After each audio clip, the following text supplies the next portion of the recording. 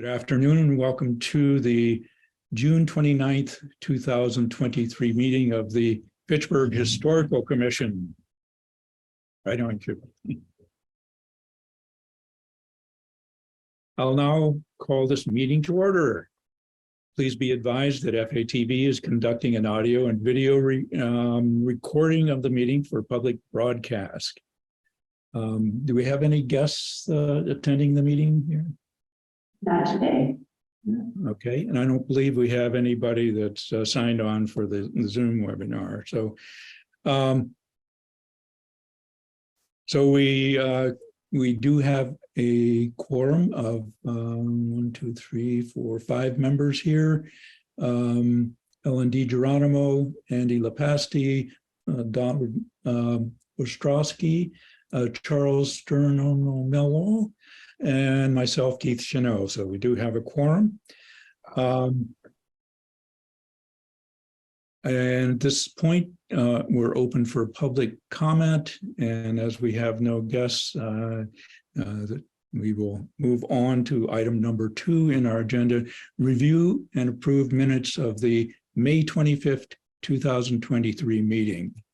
I believe Andy has sent out copies of that. And anybody? We approved the meeting minutes for the May 25th, 2023 as presented. Do I hear a second? I second the motion. Terrific. All in favor, say aye. Aye. Abstain? No? Okay. Unanimous decision to approve the minutes. Thank you very much, Andy, for great job. Discussion on the visual impact of solar farms in rural and scenic landscapes. This is a kind of a new item that was brought up by our past member, Sam Blair. And since it kind of falls under our jurisdiction about the heritage of the city, his general comment was that in a lot of the rural areas, particularly around where he lives on Richard Road and that general area, there's a lot of previously farmland that has large installments of solar farms, if you will, that in his opinion are kind of distracting from the rural character and perhaps of the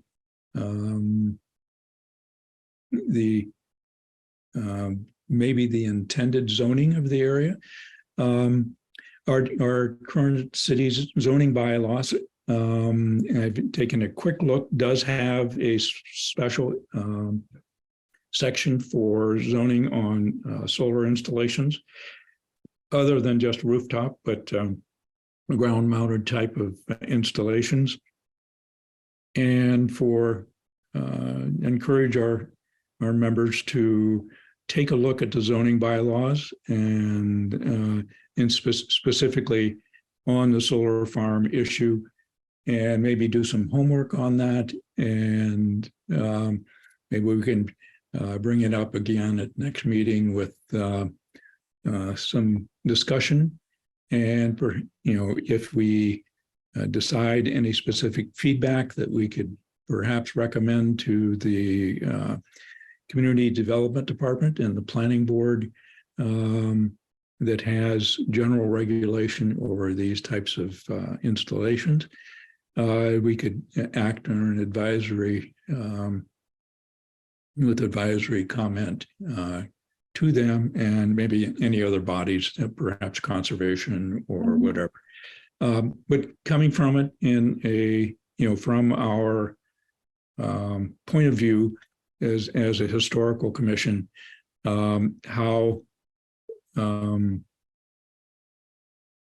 and if we have any comments and recommendations for this particular process. I think in general, It's widely accepted the benefit of photovoltaic panels and a cleaner energy source. And certainly that understanding and applauding that technology. But taking a look at it and seeing as how these are, they could be permanent installations. There are certainly in the bylaws, there are when a solar farm is abandoned, there has to be funds in deconstructing it and bringing it back to normal previous condition of the land, I believe is how it reads. But take a look at the zoning bylaw, and particularly the solar farm regulation, and we'll discuss this perhaps again in July. I haven't been out that way in some time, but I'm just thinking of a place that Sam might be referring to. And I think it's the same place that there might be some remnants from the Wallace building stones. I think you're correct, Ellen. Okay, Yep, I think you're correct on that. thank you. Are the zoning laws available on the city website, something like that? Yes, it's pretty easy. Fitchburg City zoning bylaws. And then you can even, do a, on the computer, do a find, just put in solar, and it'll take you right to the regulation. It's obviously in context of the complete regulation where solar farms are allowed, and there are, different sections of the zoning bylaw that, saying where you can have solar farms and perhaps where you cannot, what zoning areas they're allowed. And the specific, I believe they have to be approved before the zoning board. But let's see if we can get educated on this. And I and the rest of you, if you want to kind of do an online search to see what other towns and cities are doing, or if there are any other issues such as Sam has brought up and their visual quality. Maybe I think he used the terminology. It almost appears to be industrialization of or because of the reflective metal and glass components of it. It can, in certain instances, particularly in certain view sheds, have a different view to the landscape, if you will, and just to be aware of it and understanding that citizens are bringing up the issue, and if it's something we want to perhaps make any advisory comments on. Okay. Okay, any other comments on item 3? No. Number 4, update of Monument Park repairs. I do not have any further notice. I believe that there was one comment that the Parks Department, or maybe it was the mayor's office, was looking at perhaps funding some of the bench installations with donations, and having the bench maybe having a commemorative plaque on it from a family or a donation member happening on that. And I'll try to have some more information for the July meeting. And if you hear anything on it, share it with us. Thank you.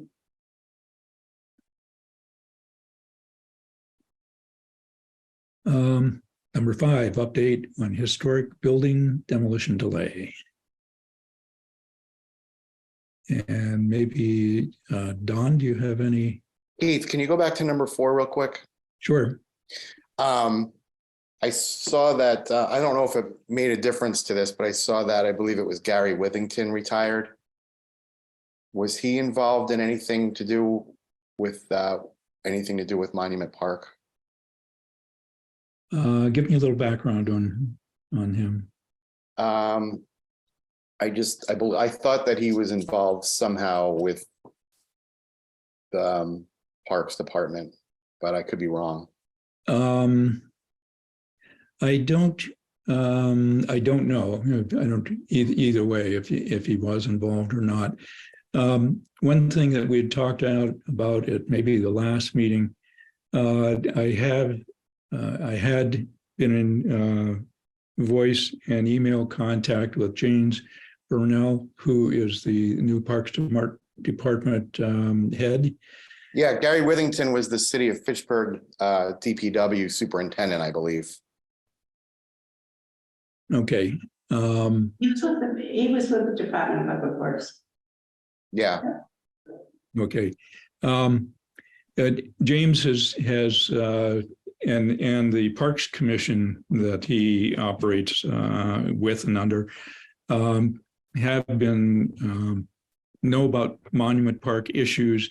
They actually have one of the Parks Commission members who is also a landscape contractor who has adopted Monument Park for Yes. its maintenance, and which is a nice piece, I believe. And whether or not his crew will be doing any minor maintenance or installing benches or not, I'm not sure if that actually will. Those major pieces will fall under the actual men and women of the Parks Department doing it, like installation of the benches, because I'm sure they need anchoring in, and addressing the cast iron fencing, et cetera. They're aware of these issues. James was going to be trying to do some coordinating, and perhaps Mr. Livingston might have had some information about the such things as the molds or whatever also. So it was Withington with a W. Thank you. So yeah, have you been in communication? I haven't talked to you in a while. Have you been in communication with them about the railing repair and the statue? Yes, and it's as of I think late May. I was in contact with James on it, and he was very, very helpful and willing to be working with us on it. I'll mark it down here just to check back and see if I can get a progress report. I haven't heard anything this month from him. Yeah, because I think that the last time that you and I had talked about the railing repairs, we were at the point of just getting past the fact of looking for the molds and moving on from that. Yes. Because we've been dwelling on that for years. Yeah, and I believe I had sent him a copy of the draft specifications and the drawing, and I will reach out to them again and see if we can help them move that along to the next step, if we will. That one, budgeting some money for it and getting the specs up to date and going for bids, et cetera, with some allocated budgeting happening in the Parks Department budget and general DPW budget for such repairs. So do we have anything to do with that at this point, or is that just all up to them? It is certainly we're involved in it as we should be reviewing any repairs that are major like this, and any changes in our design review for the Monument Park Local Historic District. We've made them aware of our role in this as a design review, and James is aware of that, and understanding, and we remind them that any major repairs and things should be coordinated through us, just so we can approve the intent of the work to be done and perhaps be involved with the review of it also. I did see that there was some yellow caution tape where one of the balustrades is missing over on the side by the senior center. Yeah. I don't know if it's still there, but I noticed it recently. Oh, okay. I know that because of some of the broken railing, that there's some sharp edges, maybe that's why. But, Yeah. yeah, I'd like to see this to start move forward. You know, especially while we still have a mayor that's in office that seems willing, you know, who knows if another administration comes in after this mayor, and I don't know if they'll be as friendly to restoring this. Sounds good. Sounds good. With your approval, I will check with James again and in the next couple of days, and I'll let you know what I hear, and we can review it again at our July meeting too. So, Thank you, Keith. yes, good questions. Oh, Okay, well, we're still on the topic too. Did we have somebody specific that was going to look at the monument in Monument Park regarding the steps and the granite? Yes, I had contacted the head of the art museum, Nick, and Capasso, and he'd recommended a exterior monument preservationist who was actually working on the Boys Playing with Turtles fountain up at the Upper Common. Yeah. That the city had either hired or working with to review that particular monument, if you will. And I'd forward that to the mayor and to Parks Department, and I haven't heard anything on that. So 2 items, railing and I'm cracking the whip here, Keith. Sorry. no, that's why we're meeting. That's why we're meeting. Thank you. I appreciate it.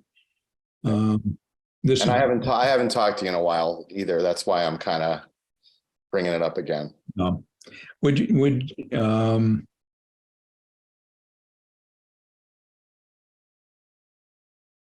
I'll find out some information and I'll share it with everybody as soon as I have some info on that. Thank you. Very good. Okay, moving on to number 5, demo delay. Maybe Don, if you have, I think at the last meeting you had said you'd met with the Historical Society and did a review. Any further comments or game plan? When you provide us with a list of all the communities that have a demolition delay. Yes, well, nothing further with the Historical Society just yet. But what I did was I went through, one of the suggestions was at the Historical Society meeting was to point out the cities that have demolition delay ordinances as opposed to a community, let's say. A town. A town. Right. So that definition is a little flexible. So what I did instead was I looked at all of the communities and towns and cities that have a population larger than Fitchburg, and I marked them on that list.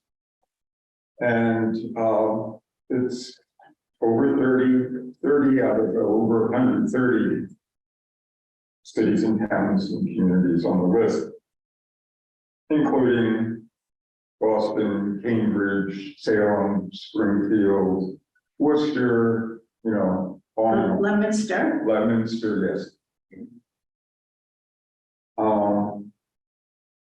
And I will update that to make it more visually apparent, so maybe color coded.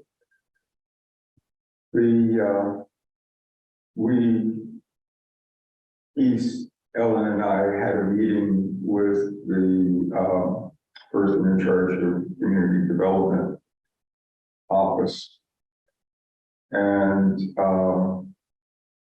it was clear from the meeting that this is going to be a long process of education of city officials and others. There are a lot of misconceptions about what a demolition delay ordinance is. Just getting people to read the draft ordinance is and there are also Lunenburg, for example, has an extensive list. I will make copies of that and send them out, or send them out by email, but also make copies for future meetings of exactly the process that involved in a demolition delay. That should help to make it clearer. I think there's a misconception that a demolition delay kicks in automatically. Anybody who wants to demolish a building, this demolition delay kicks in for 6 months, 12 months. And there's a concern that was expressed that this will prevent us from demolishing buildings that are a safety hazard, or demolishing buildings that are blights, part of the blights. And nothing could be further from the truth, but there are these misconceptions. So it's going to be a process of education. It will probably be a long process, getting people to read, and not just read, but understand what they're reading. It will require reiteration to explain to them that the cities, the over 30 cities with a population larger than Pittsburgh also have buildings that are safety hazards. They also have buildings that are part of the urban blight, but yet they have demolition delay ordinances. So a demolition delay ordinance doesn't prevent them from demolishing buildings that are safety hazard. It doesn't prevent them from demolishing buildings that are part of the, dilapidated buildings that are eyesores. But for some reason, there's this notion that a demolition delay in Pittsburgh is somehow going to prevent that from happening in Pittsburgh. How they get these notions, I don't know, but that's what we have to undo, these misconceptions. So we have a long road ahead of us. Yeah, I see what you mean by a long learning process Yes. by the officials. Yeah. Yeah, there's a lot of preconceptions and no desire to look at the evidence. Right. It definitely is an education process. And I'm remiss because after I didn't realize someone had one, I will get in touch with people there, Okay. find out how they, how they presented it and, who they had to speak with. Also, the Massachusetts Historical Commission is in favor of demolition delay ordinances and bylaws. So why would a city official oppose something that the Massachusetts Historical Commission is in favor of? Well, first of all, they wouldn't know that. Yeah. And as you correctly pointed out, people just assume. I mean, I don't think people know that the city can make a decision to demolish a building because of serious safety problems. Yes. And so there is definitely a need to do that. But the other thing is, it also provides an extra tool in the toolkit of the city.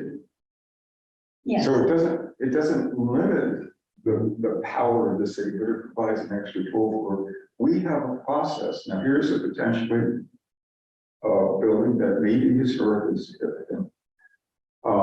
If it's deemed so, we would like to discuss possible options to demolition because it's part of the heritage of the city, It plays- which we're trying to preserve. Right. Right now, there's no tool to do that. They either, if a developer wants to demolish a building and said, oh, I have to demolish it right away, or else, I'm out of this deal. Well, the city has no option. Oh, well, okay, because we need you to go on. Simon Saul is a good example, where there was no discussion when Amazon came in. There's no discussion. Even if I'm at, yes, go ahead. John, that, I was flabbergasted when I realized that it was down. I did not know that. But when it opened, I think I've told you this story, I don't mean to repeat myself. My father took me there because it was I was just a kid. And it was the first windowless factory. And many years later, I got to know a great granddaughter of the original Simon's family, the original Simon Soren steel business. And she said that one of the wives of the Simons was very concerned about the windowless factory. And that, she had to be convinced that it wasn't going to be injurious to the people who work there. Yes. Actually, I should see if Andrew would be willing to write something about that. Well, one of the points I think we can push is the fact that tourism is a very high revenue enhancer. Mhm. It's the third in Massachusetts, the third highest revenue of all revenue. Right. Revenue. It provides the certified amount of revenue. Exactly. Right. Fitchburg as a historical city Mhm. has the potential to attract tourists. There's potential for tourists. This is the first windowless factory Mhm. in United States. This is where the machinery full of chairs was. Yeah, This is- the seed filler. And as, it's too bad that the steam plant was demolished because that would have made a wonderful museum of the Industrial Revolution in Fitchburg. So much has been lost. And it's so frustrating. There is a lot remaining, but it's disappearing slowly.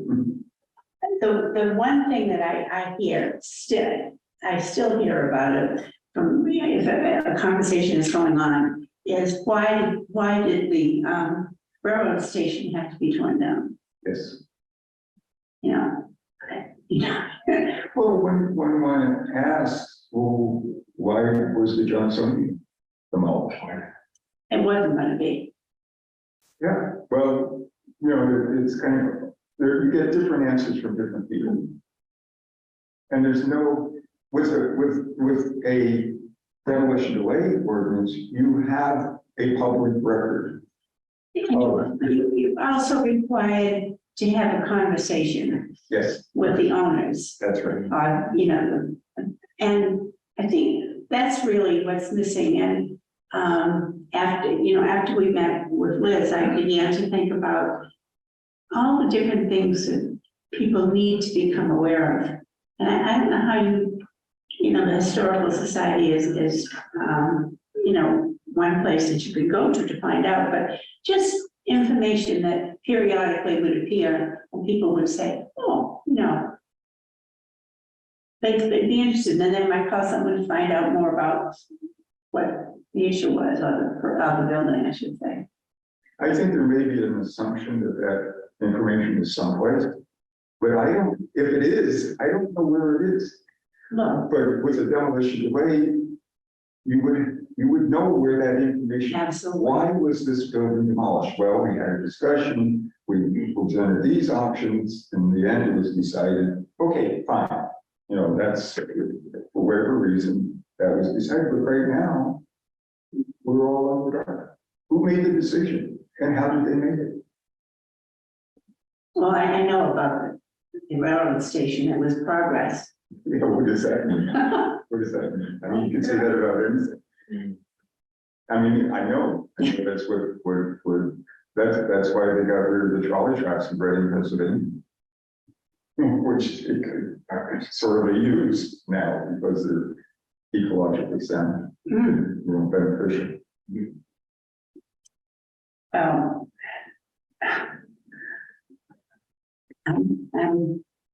I know you feel very passionate. I do. Yeah.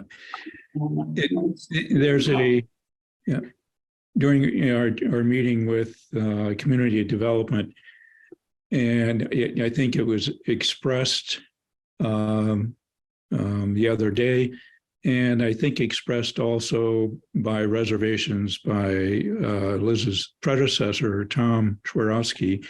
And I believe the first time that we took the proposed ordinance before the city council back in 2012 or whenever it was, there was opposition kind of from building and community development, somewhat in general, in that the cities like Fitchburg that have development issues, if you will, and have in the past anyhow a lot of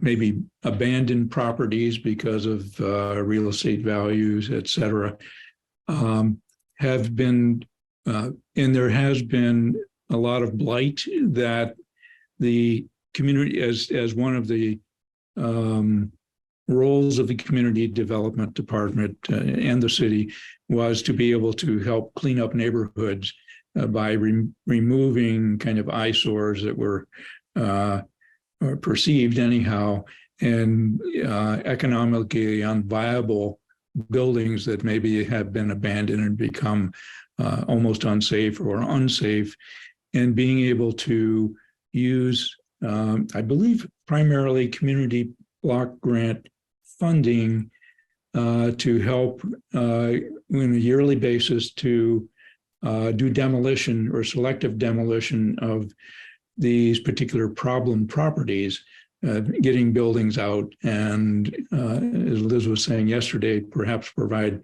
some additional parking for the neighborhood, where I believe she was saying that parking is an issue. A lot of these multifamily dwellings or have no parking. They become perhaps, I'm kind of reading into it, unviable, and landlords will kind of abandon them, not take care of them.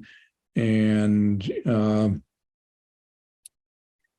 she was wondering or suggesting for us to do some research into what is called gateway cities. Massachusetts has designated a number of gateway cities, and I think I have it up on the screen here now.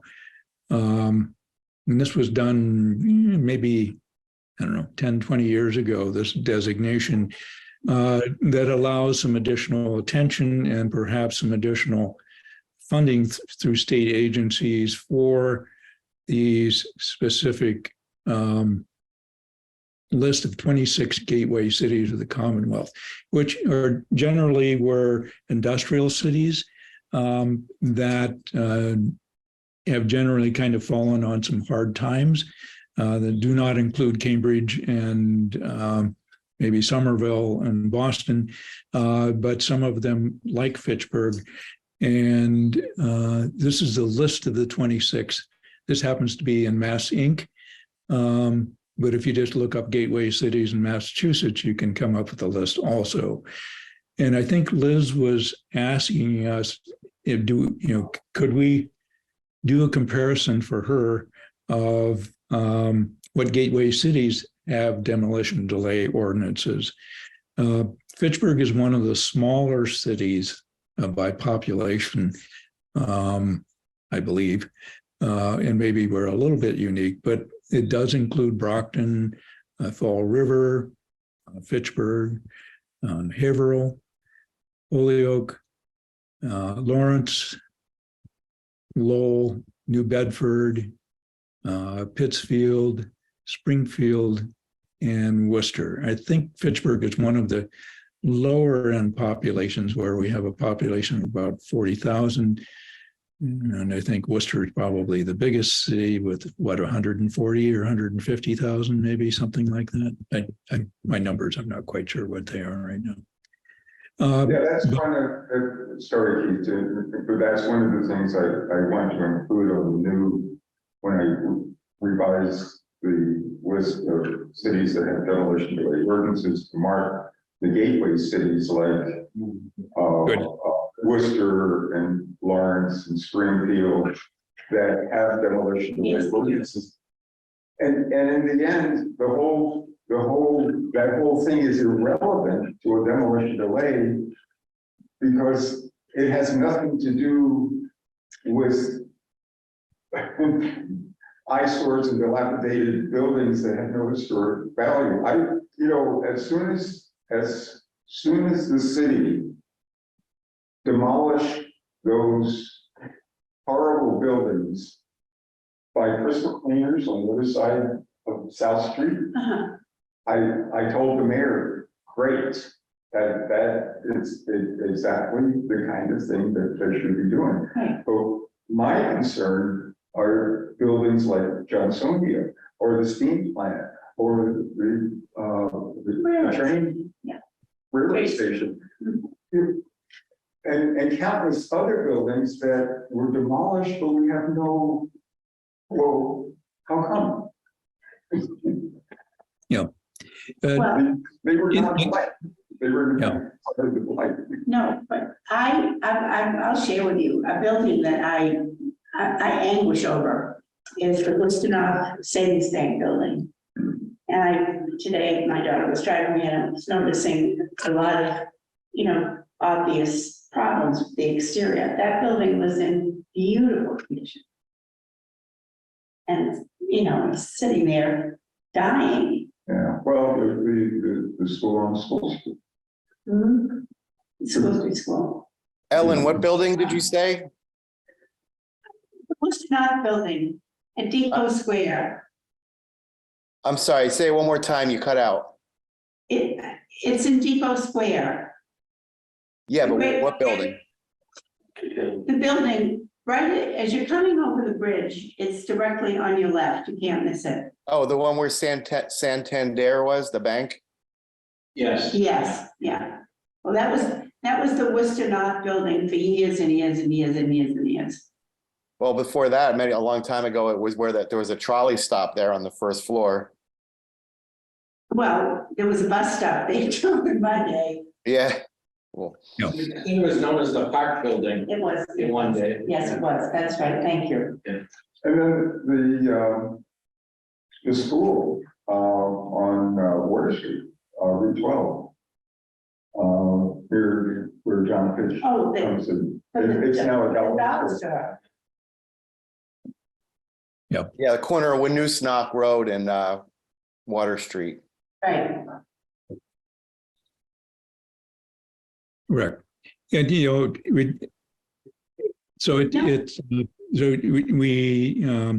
I think we need to, I guess, educate and find out more information on kind of built-in resistance that the city has for this in being able to maybe rechanging the title to demolition of buildings that are not a safety hazard, or a demolition delay of buildings that are not a safety hazard, and or being able to upfront say this does not include an issue that's a public safety issue, that we have it built into the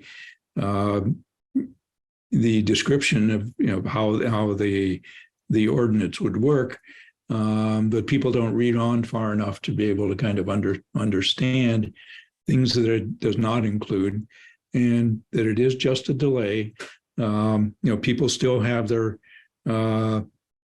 right to demolish. It's just a period of waiting. Other communities that have demolition delays, there are non-success stories where it's a developer or whatever said, well, I'll just wait the 12 months or whatever the time period is, and then you have your right, and that is a given right that's part of it. And during and explaining that this is just a process of allowing our commission to work with the proposed or the owner that is applying for this, to seek to recommend some alternatives to what the demolition is. We have no control on after the time period is up. I think the issue with the city and its kind of selected clearing of where the city is actually doing the demolition is taking a building by probably similar to an eminent domain because of either violations of safety or non-payment of taxes and dilapidated buildings, that they can then use the funding generally coming from the community block grant monies to do a quick demolition of that particular spotted one. Even having an opportunity to work with community development on an advisory basis as they're preparing this list for, and it sounds like that the community development, it's a major piece of what they do each year, or one of the components of what they do each year is this demo delay. And Liz was concerned that this would certainly put a time wrinkle in their process of being able to execute what they believe is for the good of the city. So working with community development in that particular issue, finding a common ground or a way of how other cities do it, if you will, and maybe taking some time to contact some of these similar gateway cities, which are similar, in particular cities very similar to Fitchburg in its redevelopment, how their demolition delay works with city demolition of blighted buildings, if you will, and seeing how that process works. It would be great to have community development supporting the demolition delay ordinance when we take it to city council. If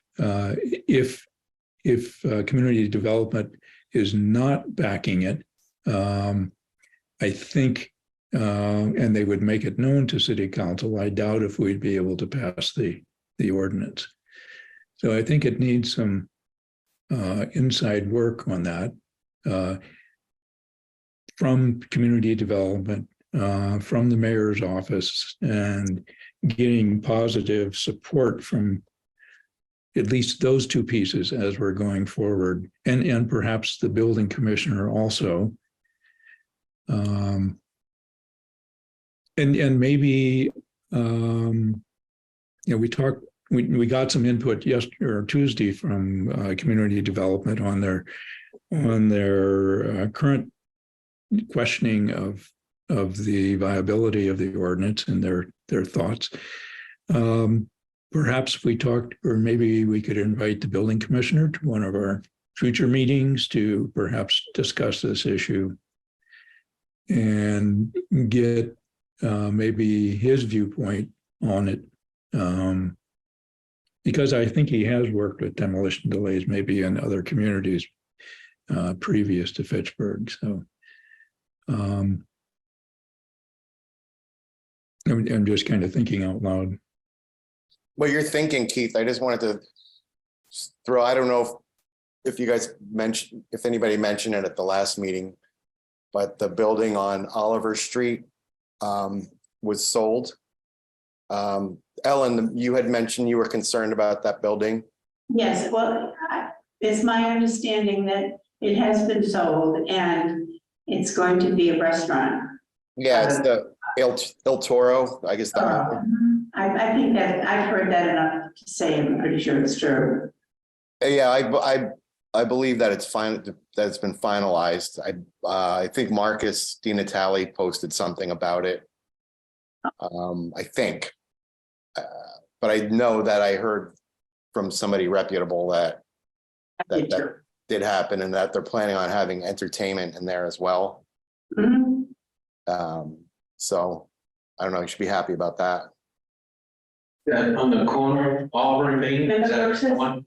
Yeah, Main and Oliver. Brooks and the Army Navy store were the two doors. Yeah. Yeah, I believe there was a pharmacy there a long time ago.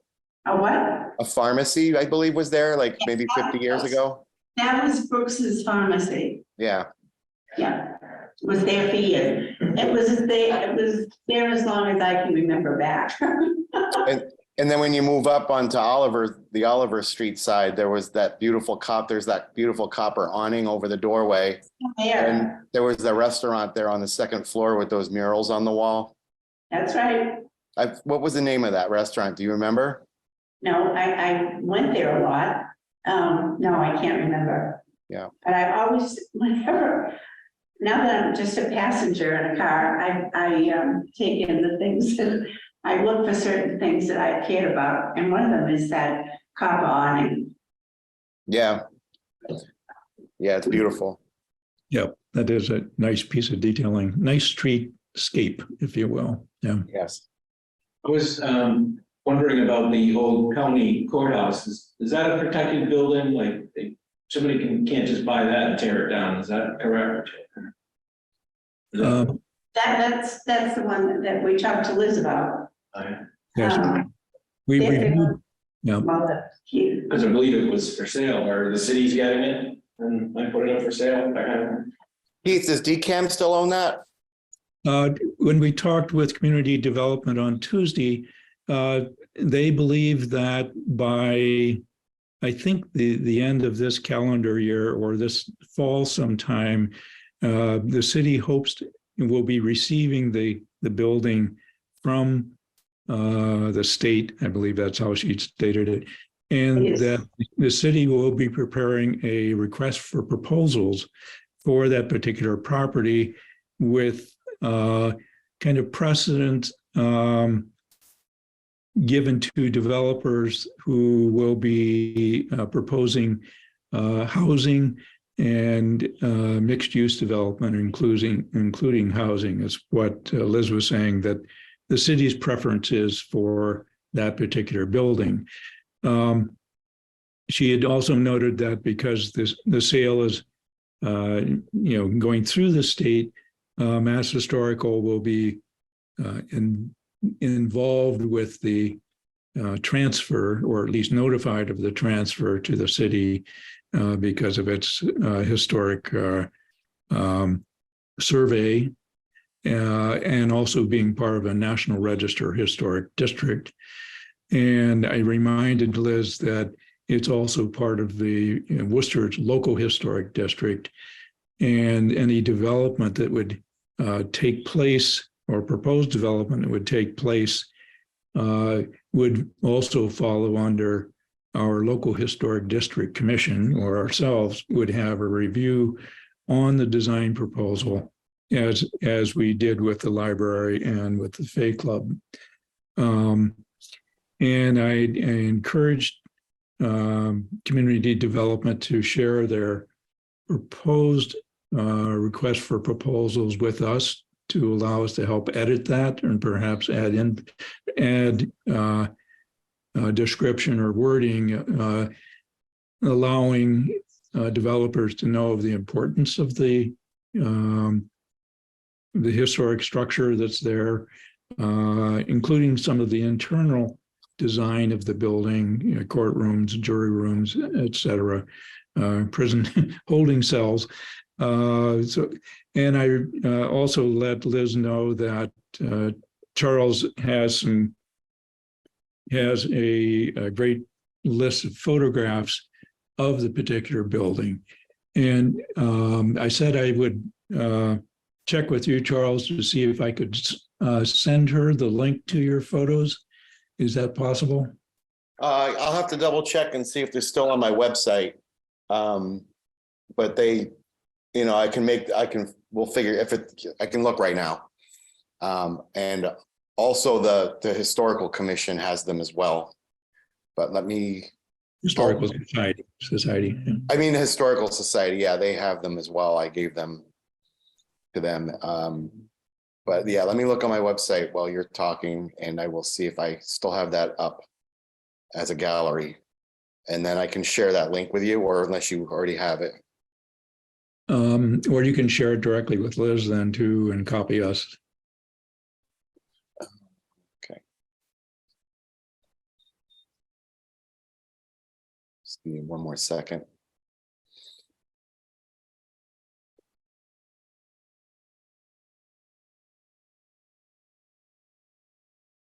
Well, all galleries.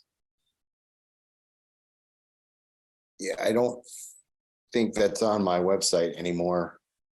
That's expired. I'll have to make a new gallery. Let me see if I downloaded it also. I had to make room for new galleries and I got rid of old ones. But I still have the folder of the edited images Okay. on a hard drive somewhere. I'll just have to dig it up. And Okay. I will make a new gallery and I will email you. I'll email it to you. I'll let you, Okay. If it's, in your permission to, if you think it's appropriate to allow the city to use that as in some of their RFP stuff. I would Yeah. think you said, That's a good use of the images. It would be, and fortunate that we have the quality of work that you've been able to provide on that. So, Oh, thank you. If you don't hear from me on that in the next few days, feel free to shoot me an email as a reminder. It's not something that's that hard for me to do, so I just might forget. So I'm not at my home studio right now, so I don't have access, or I would do it right now. No, that's great. Thank you. I'll try to send a reminder out after the meeting too. So, Thank you. all right. Yeah, if you do that, that'll be good enough. Yeah. Okay.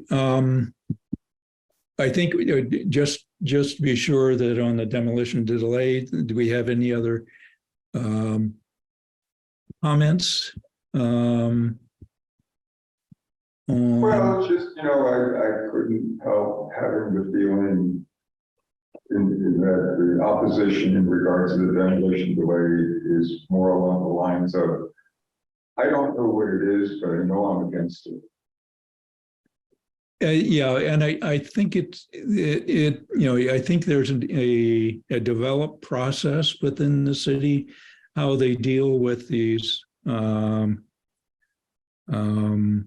blighted buildings that come up through the, from the building commissioner perhaps, and through community development that it actually helps to put the list together. And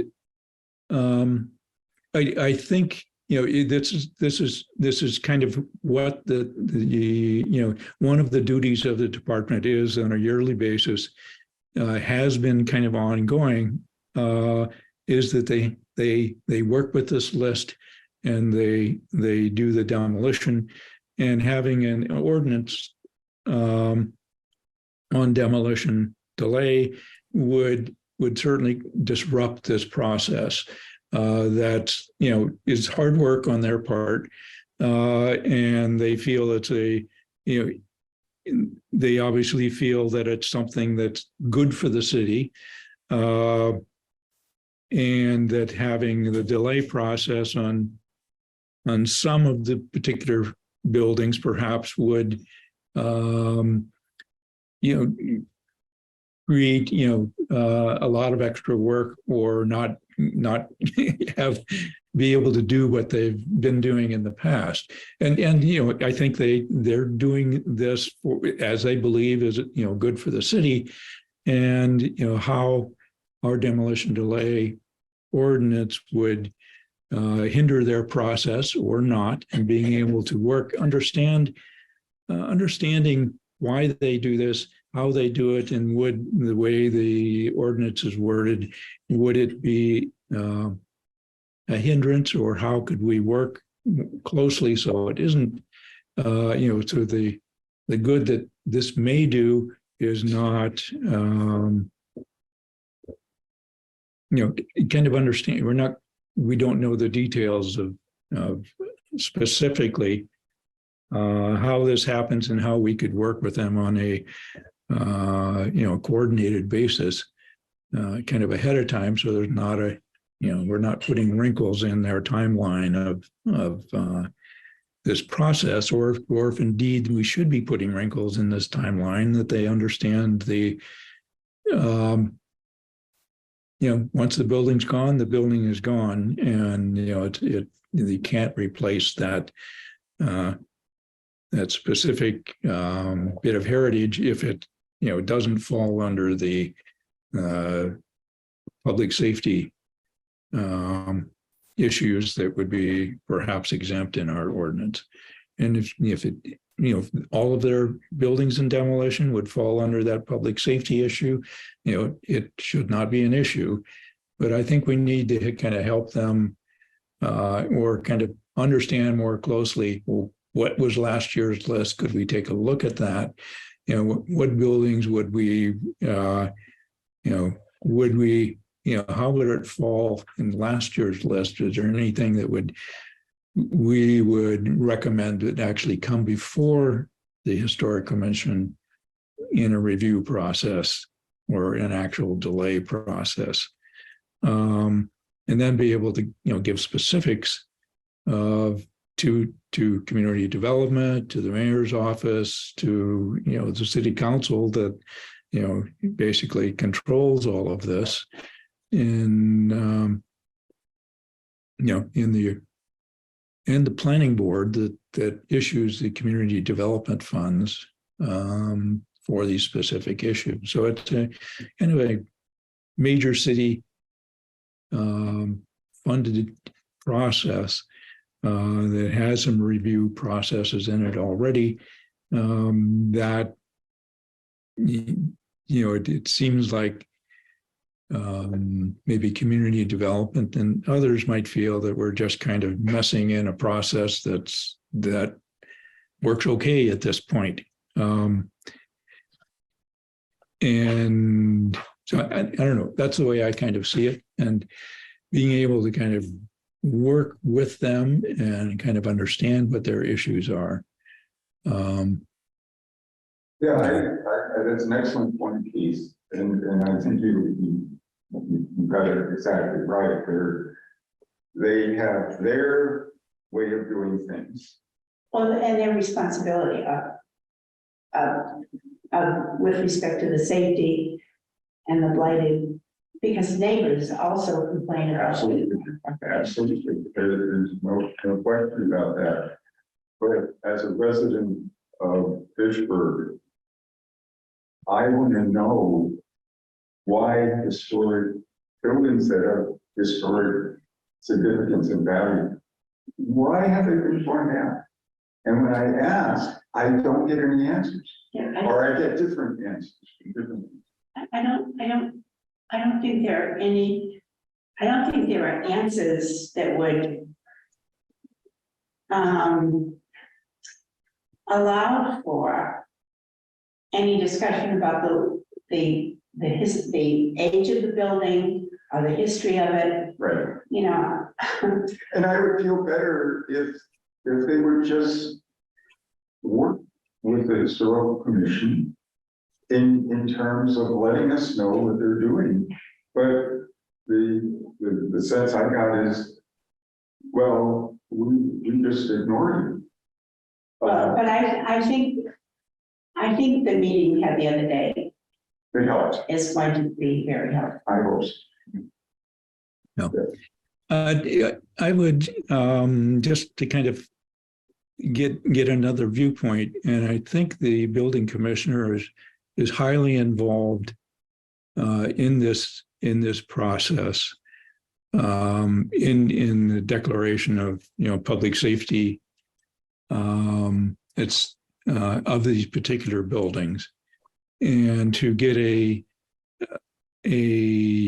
another viewpoint from the city, and maybe even support for the demolition delay.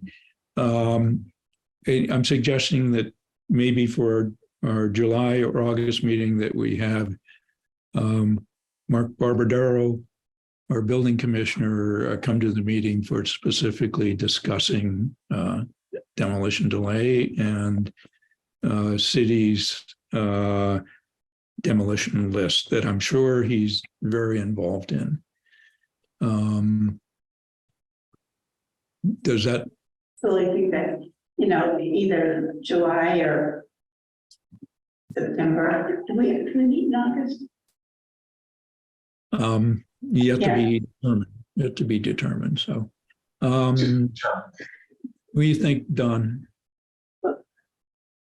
Why don't we move that we will invite Mr. Badaro, I think it is, to the meeting, and for the specific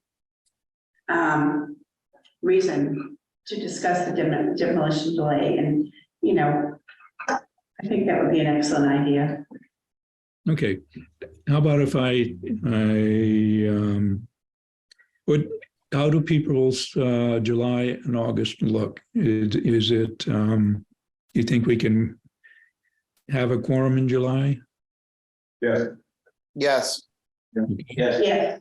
Okay, I'm good. I'd probably be remote, but this works. Why don't I put the invitation out? I will copy everybody on it and see if Mark is able to join us at either July or perhaps the August meeting with that, with specifically looking at demo delay and looking at the city's and also including the city's light demolition process. are you going to Block Island? I will probably be here remote also. So, Okay. but you're all invited out here, and we can share the camera and.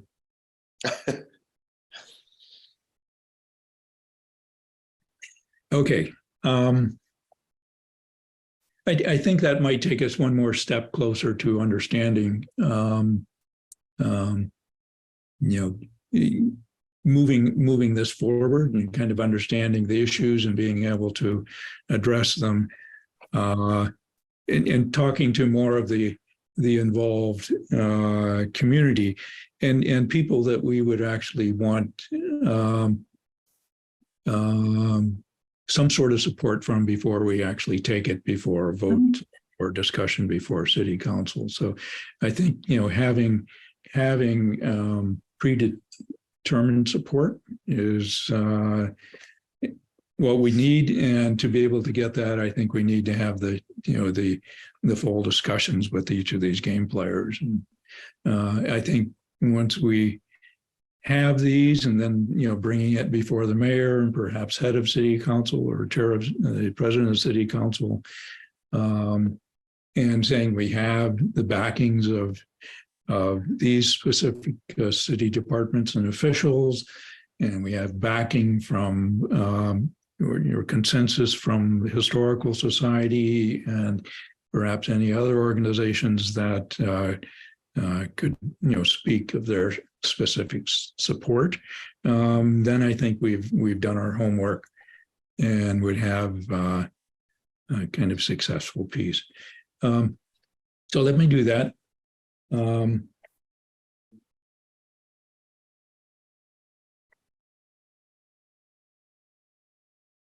To July or August.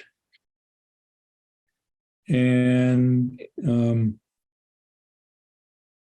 of looking at similar gateway cities, maybe ones that do have demo delays, and, small cities that have kind of development like Fitchburg, and, maybe talking with people on their commission of, how the process works.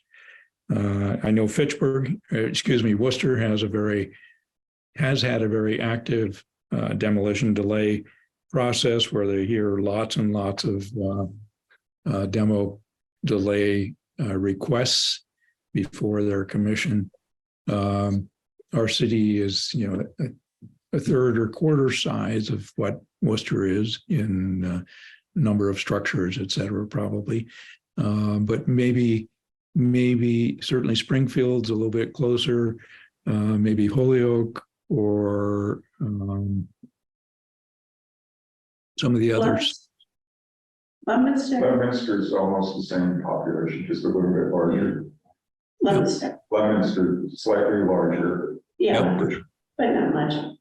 And they're a gateway city, Yes. and they have a demo delay. Yeah, yes, Worcester. Does Holyoke have one? What?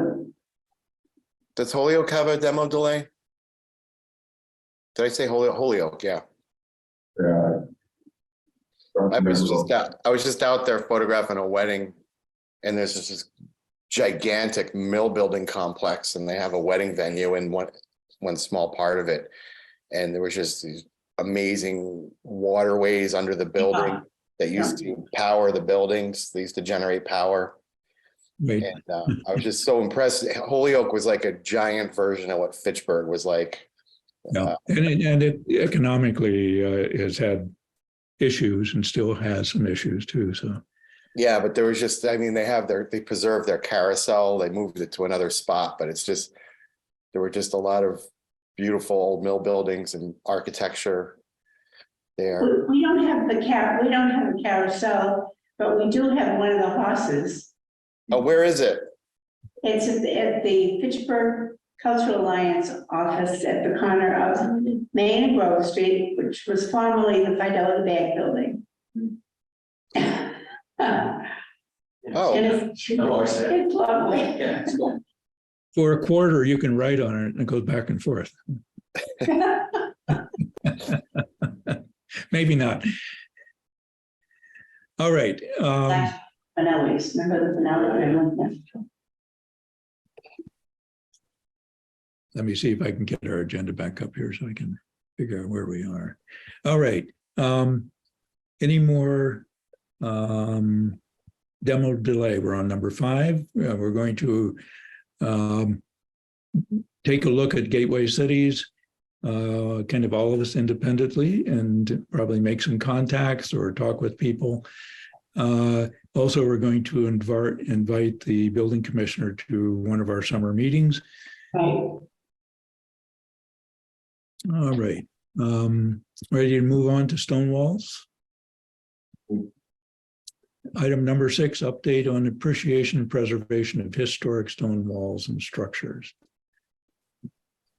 Yeah, I have to say, Keith, I thought you made an excellent argument in favor of the Stonewall ordinance. I think, Community development, you just laid it all out very clearly. And I didn't sense any opposition. I mean, there was a statement about, well, we have a scenic byway ordinance, but only no, a small scenic road. scenic road ordinance, but that only a small portion of the stone walls, which, as you pointed out, is an essential part of the heritage of Fitchburg. Only a small percentage of those are on scenic roads. So I commend you, Keith.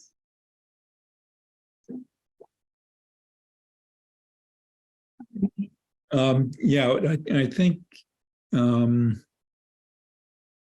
exactly how this happens, as you mentioned, Don, it's not meant to be a punitive issue, but more of an awareness type of issue before. I think the appropriate word is the one that you used for the agenda, appreciation of. Yes. Yeah, you know, and you know, you can add the tie-in to the quarry. I mean, we could spend probably a night talking about it, but you spoke well about that issue. Yeah, well, you know, and I'm not the only one who feels this way, but as soon as I heard the talk at the library, I began to see things I didn't see before. You know, the stone walls are all around, so you're just kind of used to them. And then, oh, that's this kind of stone wall, that's that kind of stone wall. Well, you made, when you first talked about it, all of a sudden I realized I rode by remnants of stone walls Yes. in new places. And then I made it my business to find out where it might have been originally. Yes. Yeah. Yeah. Oh, You're gonna see a stone wall in the woods. Yes, I think about it. that's right. yeah. I know there's one on Ridge Road near McKay School. It's up, shoots up into the woods. Right, That's great. because my very favorite, the whole world is behind the front. I mean, I absolutely, I just, since I was a kid. Yeah, it's beautiful. One thing, besides talking at it at all of our meetings, I'm wondering if we could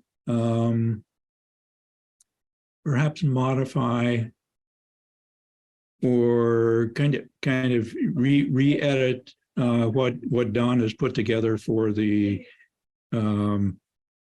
proposed work he's done on it already, as a document of kind of a public awareness about stone walls and stone structures in the city, and perhaps even include some photographs, if you will, of kind of examples in it. So it could be a PDF document that we could, one, add to our historical commission website as an awareness piece, listing it as a link that people could click on, such as the historic marker brochure and links to the city ordinances that formed the commission, et cetera, that we could actually have that information, kind of highlighted on our website for anybody that goes to our website.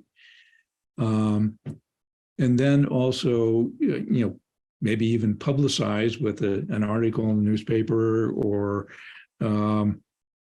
see if we could get that link highlighted on the main webpage of the city's website, for a while, that people could actually, as we became educated about it by just talking, and Don actually listening to this lecture, and we're all noticing more and more about it and kind of the unique qualities of they have for our municipality, that we get a document on our website, so it could be shared with others.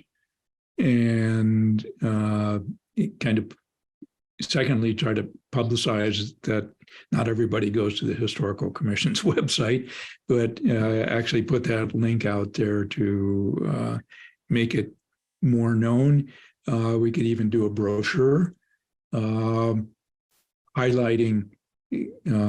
stone walls and quarry structures that are part of Fitchburg that we could put alongside the historic marker and the brochure we're having for historic downtowns. And, having it both in digital form and in a quick brochure form also, that people pick these up and they become aware of it also. And that would certainly fulfill part of our educational responsibilities, what our commission is doing. And this is certainly one of those pieces. And whether, in the meantime, if it's something that it fits the form of a city ordinance that could be, or some other documentation that could be backed and voted on by city council as the whole city is behind this as a proclamation, as an ordinance. I'm not sure we can have it. Can you use an ordinance as an awareness vehicle? Like zoning has enforcement types of pieces to it, as liquor license has enforcement types of pieces to it. What type of, I'm just trying to think of how the city, if we want to bring it before city council, what could city council create in their backing of the issue also as an informational. We have pride in our stone structures, if you will, be they post-colonial development and unique Fitchburg quarried Relationship. pieces to it.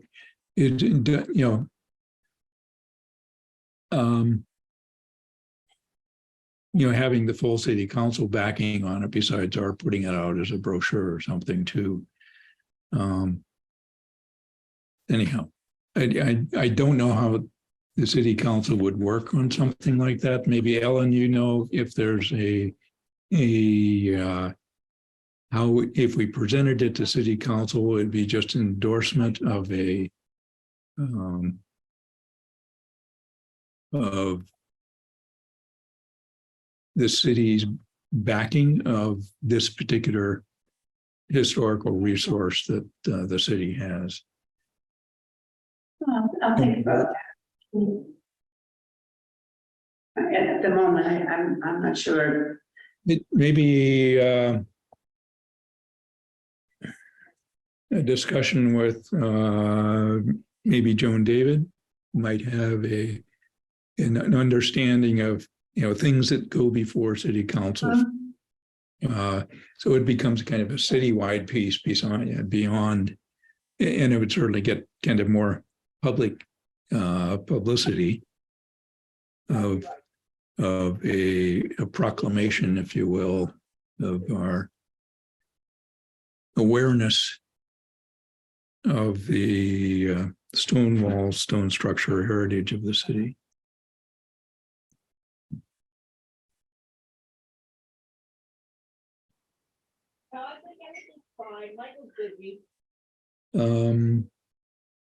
Maybe if I will give Joan a call on this to see if, or Don, you've met with Joan, right?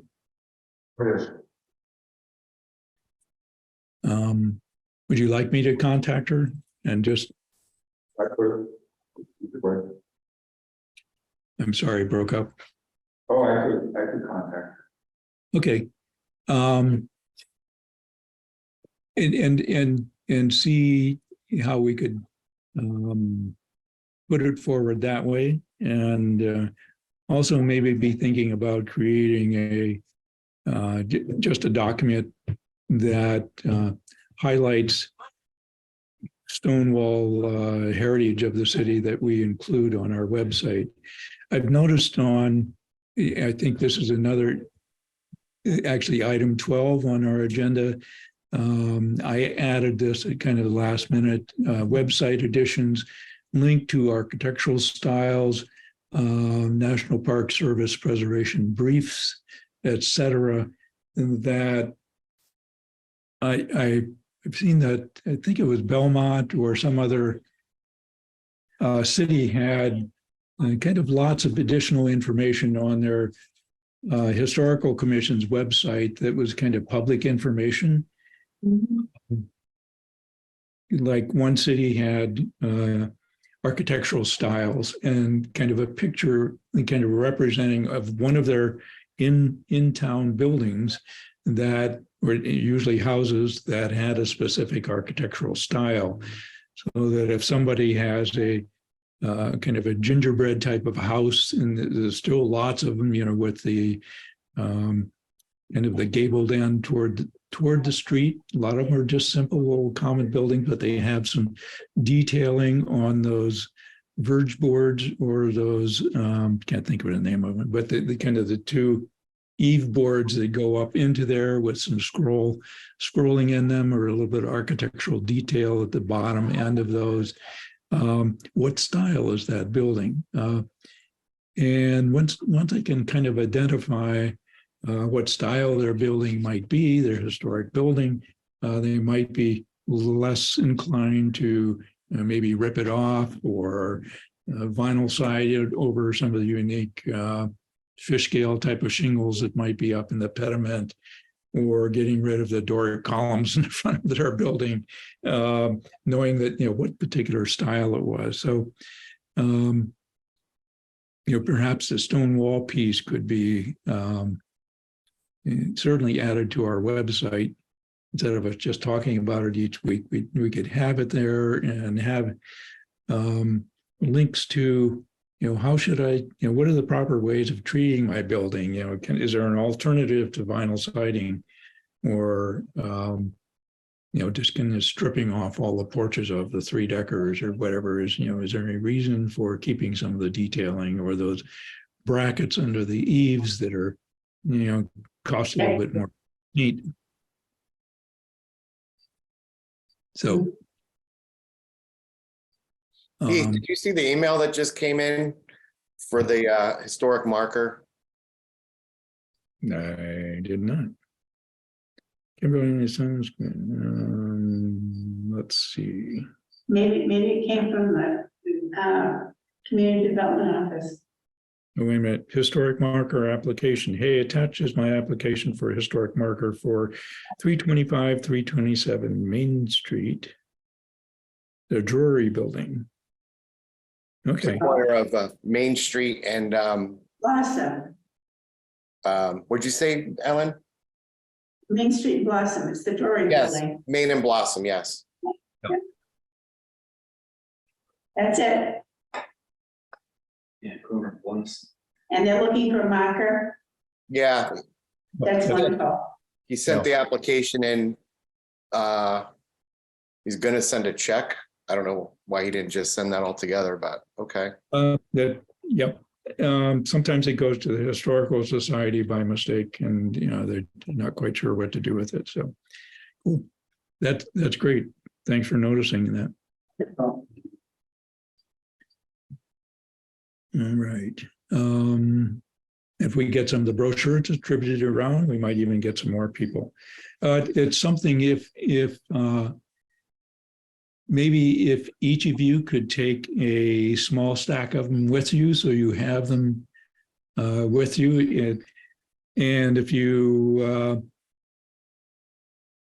happen to be walking down the street and you see a house that looks interesting, you think people might be, or your neighbors or others, feel free to hand them a brochure, and think it would be great if you would like to apply for a marker.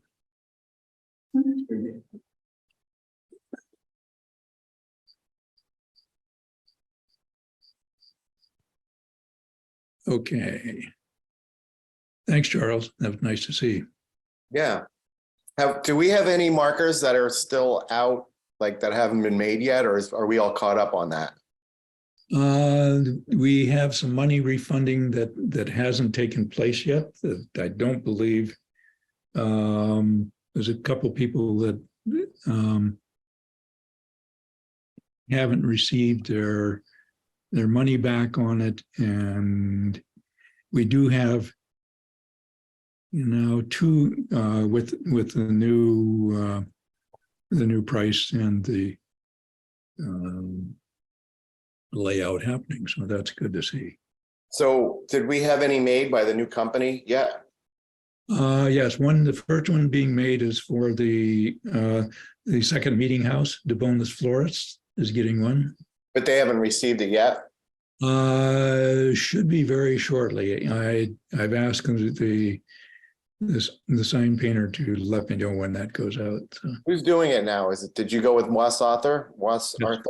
yes, Moss Arthur is doing it now. Is it gonna look the same as the ones that we had before? You betcha. Okay.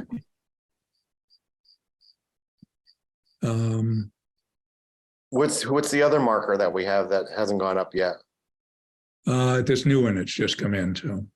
Oh, and then the ones that are getting refunded from Old Colony, will they carry over to the new one and get a new sign anyway, or? That's up to them to reapply, so. And I've noted a couple of other people that I won't, mention at the meeting here that are also interested, and we will do some follow-up on that. But I think publicizing it more and getting the brochures out there will maybe help some too. I think there'll be an announcement in the next Historical Society newsletter about it too. Oh, that's right. Andy's writing up written up just a little article on, thanks, Andy, in reminding me on that. So Historical Society newsletter, and I think you have a picture in there also. So going out to Historical Society membership to and remind them of kind of the partnership that our commission has with the Historical Society and getting these out. So, Keith, on those refunds from the Old Colony signs, is that completely out of our hands at this point, or is that something that's happening, or you still weren't able to reach out? They didn't reach out. As I had mentioned in a couple meetings ago, I did get a response from one of the heirs of Bob Leonard, who said that they were getting their all the financial things kind of finalized, and they were hoping to get those refunds out. They were aware of them. They had the addresses. They get those refunds out by, they said, late spring. I think that has passed. Do we know that they for a fact that they didn't get the refund? Maybe they got them and we just don't know. I think we know that they haven't got them yet. So I feel bad for everybody about that. So the one that actually had two orders, I'd let them know that they were hoping to get the refund back soon, and they weren't too worried about it, and that was very nice of them. But okay, obviously it's $62 of money that's out there that still needs to be refunded for each of the plaques. So well, it sounds like there's still a chance. It sounds like they're working on getting it back to them, so that's good. Yep.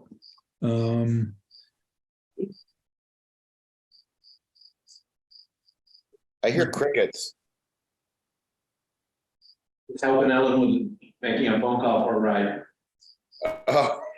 Once you enter the number. I thought it was coming from Keith No, out in the country. just lawnmowers. They're all killed with the lawnmowers. Bad. I will mark a refund. Let me see if I can get another response from them. All right, where are we? Demo delay, appreciates historic stone walls. Ready to move on number 7, update on historic districts information map. Brochure, we have, the student has been working on, has given kind of their final update on and kind of turned over the files to our faculty person at Fitchburg State, and that's helping us finalize it. We still have a few more corrections to do on it. We need some edits to be done on it. I believe I sent out a PDF of that latest version to everybody, perhaps in May. You guys remember? Could Dennis pick me up at City Hall, please? Yeah, and we actually I gave kind of a mock-up draft to community development on Tuesday to kind of show them, and they thought it was a great idea. And once we could get an idea of printing, it's 11 by 17, kind of a with trifold folded up large kind of format piece, kind of recommending that maybe if we can get, since it was Crocker Center for Civic Engagement involvement through Fitchburg State, that maybe we could have some help from Fitchburg State's printing to put it on some good quality paper and see if we can get our final version on that. We still have some edits to do. We have some QR codes that will link each of the kind of brief descriptions on the brochure to kind of more detailed information on each of the 6 different areas that we're listing on the brochure. Would you like it resent, the draft, to each of you? Yes, please. Okay, let me redo that, resend it. I'll try to get that out in the next couple of days. Take a hard look at it. Again, it's a draft and it needs some bit of editing here and there, and I would appreciate your feedback on it. So,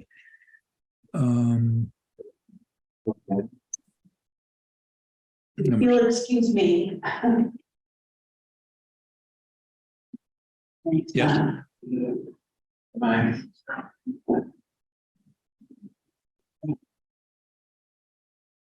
Oh,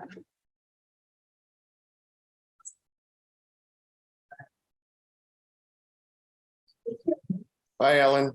bye-bye. Bye. Nice to talk to you.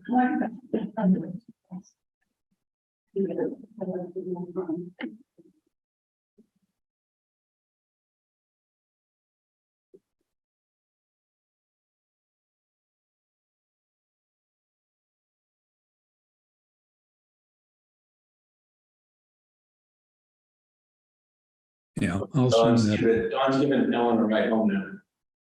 Okay. She had to get home from 5. Okay, so we have, so Don and Ellen have left. Yeah, they've left for now. Okay.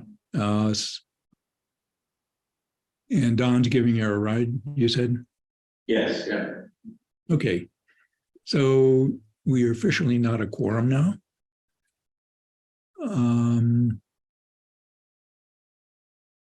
So let me just a motion for adjourn. And we can maybe informally kind of review some of these things if the two of you would like, or we can cover this in the next meeting. Whatever you think. It doesn't seem like there's anything pressing that's left, right? I think we've kind of talked about the issues. Next meeting is July 27th. Last Thursday in the same piece. And if there's any new business that we'd like on the agenda for next meeting, we could discuss that, or you could mention those now.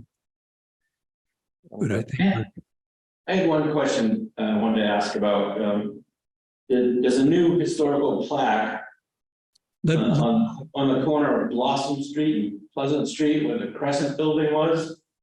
hang on just a second. Let me adjourn the meeting here. Do I have a motion to adjourn? Yeah, motion to adjourn.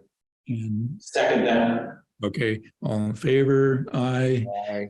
as we do not have a quorum.